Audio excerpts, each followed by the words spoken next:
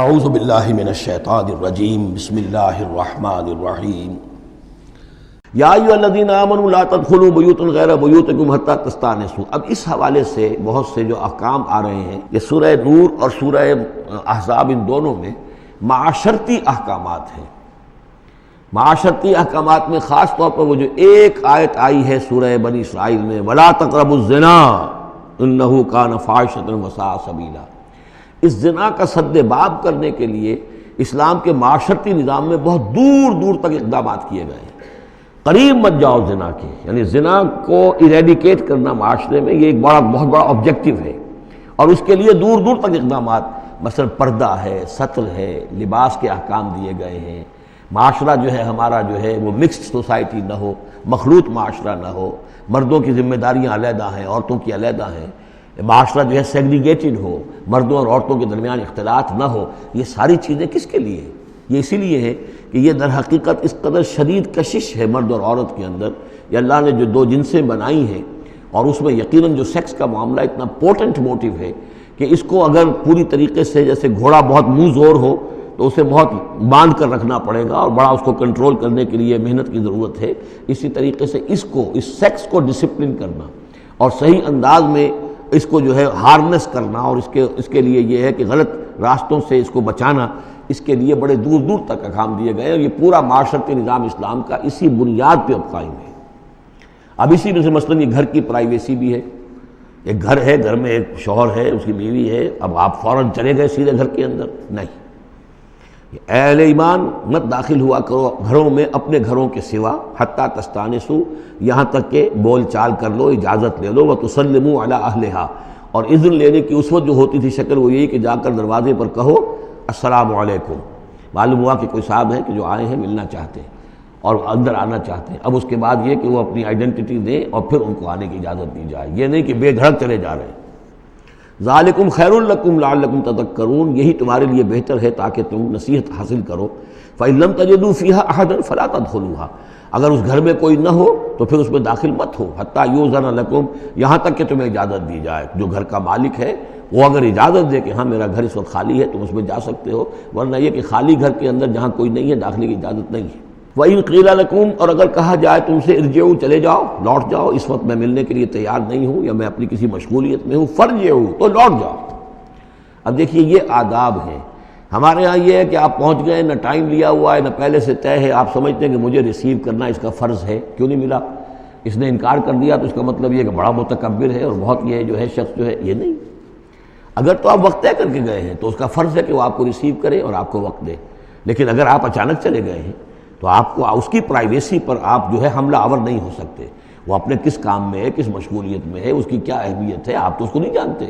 اگر وہ گھر والا کہہ دیتا ارجعوا، وَإِن قِيلَ لَكُمْ ارْجِعُوا فَارْجِعُوا، تو لوٹ جاؤ، هُوَ أَزْكَىٰ لَكُمْ، یہی تمہارے لیے زیادہ پاک ہے، پاک بازی کا معاملہ، وَاللَّهُ بِمَا تَعْمَلُونَ عَلِيمٌ، اور جو کچھ تم کر رہے ہو اللہ اس سے واقف ہے۔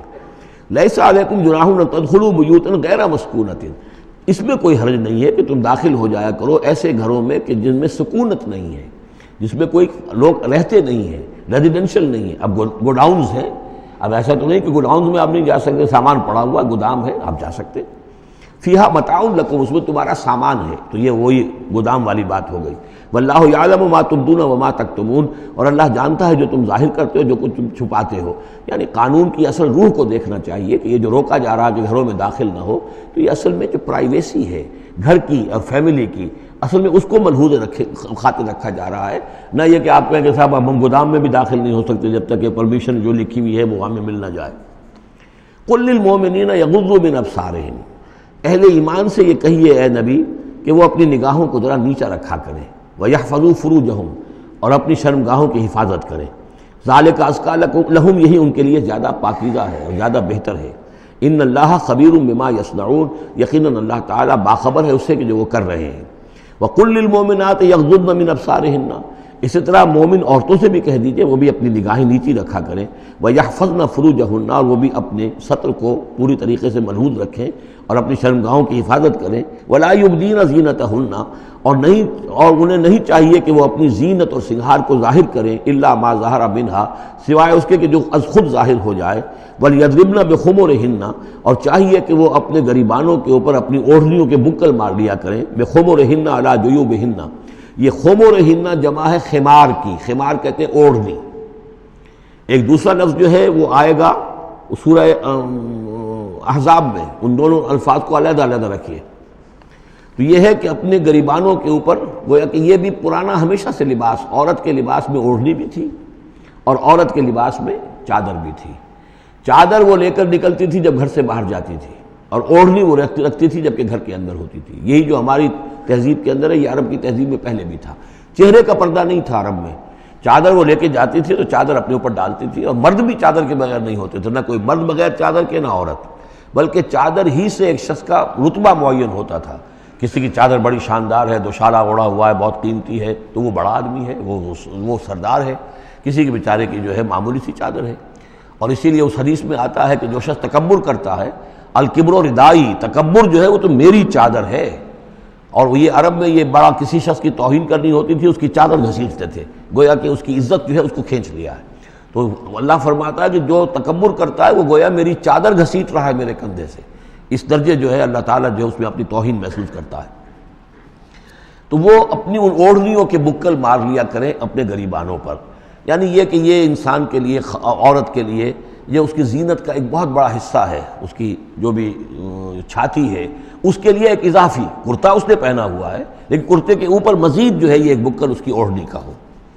وَلَا يُبْدِينَ زِينَتَهُنَّ، اس کے سینے کے اوپر یہ اضافی ہو جائے گا، وَلَا يُبْدِينَ زِينَتَهُنَّ، اور نہ وہ ظاہر کریں اپنی زینت کو۔ اب یہ ہے جو محرموں کی فہرست آ رہی ہے، جس کے سامنے عورت کھلے چہرے کے ساتھ آ سکتی ہے بلا حجاب۔ اور یہ اتنی طویل فہرست جو دی گئی ہے، آخر سوچنا چاہیے کہ اللہ تعالیٰ نے یوں ہی ایکسرسائز ان فیوٹیلٹی تو نہیں کی ہے۔ کیا فرق ہے اگر ایک عورت کے چہرے کا پردہ نہیں ہے، وہ باہر نکلتی ہے چادر لے کر، اور یہ کہ اس میں کسی اور کے ساتھ اس کا پردہ چہرے کا نہیں ہے، تو پھر یہ پوری فہرست دینے کی ضرورت کیا ہے؟ میرے نزدیک چہرے کا پردہ اسلام کے اندر لازم ہے، اور اس چہرے کے پردے سے مستثنیٰ ہیں یہ لوگ۔ کون لوگ مستثنیٰ ہیں؟ الا لبعولتہن، ان کے شوہر نمبر ایک، او آبائہن، یا ان کے باپ، اور باپ سے مراد باپ، دادا، چچا، یہ سب چلیں گے۔ او آبائے بعولتہن، یا ان کے شوہروں کے باپ، او ابنائہن، یا ان کے اپنے بیٹے، او ابنائے بعولتہن، یا ان کے شوہروں کے بیٹے، یعنی ان کے شوہروں کی کسی اور بیوی سے اولاد ہے، بیٹے ہیں، تو وہ بھی محرم ہیں، وہ نامحرم نہیں ہے۔ او اخوانہن، یا ان کے اپنے بھائی، او بنی اخوانہن، یا ان کے بھائیوں کے بیٹے، او بنی اخواتہن، یا یہ ہو گئے، او بنی اخواتہن، یا ان کے بھانجے، او نسائہن، یا ان کی عورتیں، اپنی عورتیں، جان پہچان کی عورتیں، عام عورتیں نہیں، نسائہن، او ما ملکت ایمانہن، یا یہ کہ جو ان کے غلام اور ان کی لونڈیاں ہیں۔ اکثر و بیشتر اہل سنت کے نزدیک یہاں مرد غلام مراد نہیں ہے بلکہ لونڈیاں مراد ہیں۔ اب تابعین غیر اولی الاربۃ، یا ایسے تابع لوگ جو کہ صرف خدمت گار ہیں، بعض اوقات ہوتا ہے خاندانی طور پر جو ہے وہ خدمت گار کرنے والے ہیں، باپ بھی کہیں ملازم تھا اسی گھر میں، اب اس کی اولاد بھی وہیں پر ہے، وہ بھی کام کر رہی ہے، بچپن سے وہیں پلے ہیں۔ ایسے لوگ ہوتے ہیں کہ جن کو واقعتاً پھر اس گھر کی خواتین سے اس طرح کا خیال کبھی نہیں آ سکتا کہ ان کے بارے میں وہ کوئی بری بات سوچیں۔ اب تابعین غیر اولی الاربۃ، یا وہ تابع کہ جو کہ کوئی غرض نہیں رکھتے اس قسم کے معاملات سے، من الرجال، مردوں میں سے۔ اب الطفل الذین لم یظہروا علی عورات النساء، یا وہ لڑکے کہ جو ابھی عورتوں کے جو مخفی معاملات ہیں ان سے واقف ہی نہیں، ابھی وہ جنسی جو بھی باتیں ہیں ان سے واقف نہیں ہیں۔ ولا یضربن، یہ اب یہ فہرست مکمل ہو گئی۔ یہ ہیں محرم لوگ جن کے سامنے عورت بغیر چہرے کے پردے کے آ سکتی ہے۔ باقی یہ کہ زینت جو خود بخود ظاہر ہو جائے، اب ظاہر ہے کہ آپ نے چادر بھی لی ہوئی ہے، کسی خاتون نے برقع بھی اوڑھا ہوا ہے، لیکن اب کسی کا قد ہے، ماشاءاللہ وہ قد ایسا ہے، سرو قد ہے کوئی خاتون، تو وہ کہاں چھپائے گی اس قد کو؟ وہ تو ظاہر ہو جائے گا۔ جسم متناسب ہے، اب وہ جسم تو ظاہر ہو جائے گا۔ اس اعتبار سے ما ظہر منہا کو لوگوں نے لے لیا چہرے کے لیے، یہ بالکل غلط ہے۔ چہرے کا تو پردہ میرے نزدیک لازم ہے، اور یہ کہ باقی یہ کہ ان کے سامنے چہرے کے سمیت عورت آ سکتی ہے۔ باقی عورت جو ہے اپنے بیٹے کے سامنے بھی سوائے 3 اعضاء کے اور نہیں کھول سکتی، اپنے بھائی کے سامنے بھی نہیں کھول سکتی۔ چہرہ، یہ ہاتھ پونچھوں سے نیچے، اور پیر ٹخنوں سے نیچے، یہ جو 3 اعضاء ہیں یہ وہ ہیں کہ جو جس کو عورت نے یہ کھلے رکھ سکتی ہے، اپنے وہ بیٹے کے سامنے بھی، بھائی کے سامنے بھی، اور جو بھی رشتے گرائے گئے ہیں۔ لیکن یہ کہ اس سے آگے پھر جو ہے معاملہ وہ پھر شوہر کا ہے، اس سے آگے یعنی لباس کا معاملہ جو ہے جس سے کہ عورت جو ہے وہ آزاد ہوگی، وہ صرف شوہر کے لیے۔ وَلَا يَضْرِبْنَ بِأَرْجُلِهِنَّ لِيُعْلَمَ مَا يُخْفِينَ مِنْ زِينَتِهِنَّ، اور نہ یہ ایسا ہو کہ وہ اپنے پاؤں مار کر چلیں، کوئی زیور جو ہے پاؤں میں پہنا ہوا اس کی جھنکار ہو تاکہ لوگوں جو ہے ادھر متوجہ ہو جائیں۔ لِيُعْلَمَ مَا يُخْفِينَ مِنْ زِينَتِهِنَّ، تاکہ لوگوں کے علم میں آ جائے کہ کیا انہوں نے چیز چھپائی ہوئی ہے اپنی زینت میں سے، کیا زیورات پہنے ہوئے ہیں۔ وَتُوبُوا إِلَى اللَّهِ جَمِيعًا أَيُّهَا الْمُؤْمِنُونَ، اور اے اہل ایمان سب کے سب مل کر اللہ کی جناب میں توبہ کرو، لعلکم تفلحون، تاکہ تم فلاح پاؤ۔ صدق اللہ العظیم۔